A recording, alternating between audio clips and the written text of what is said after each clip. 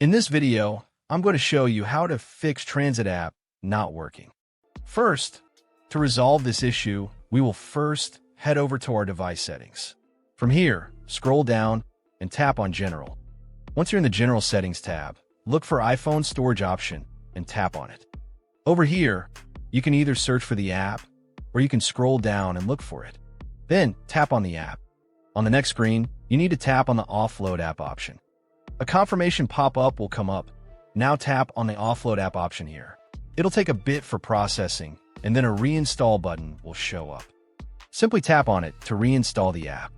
This should resolve the issue, but if it doesn't, then you need to check if the app is running an older version. Head over to App Store. From here, double tap on this search icon in the bottom right corner, and then search for the app.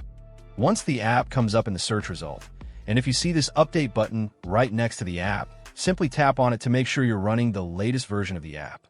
However, if you continue to encounter this issue, then you will need to completely reinstall the app, which usually resolves the problem. Head over to this screen the way we did before. And over here, tap on the Delete App option here to uninstall the app from your device. A confirmation pop-up will come up. Now tap on the Delete option here. Once uninstalled, open up App Store and search for the app in the search bar. After the app comes up in the search result, simply click on this cloud icon to install it back onto your device. Hopefully, this resolves the issue.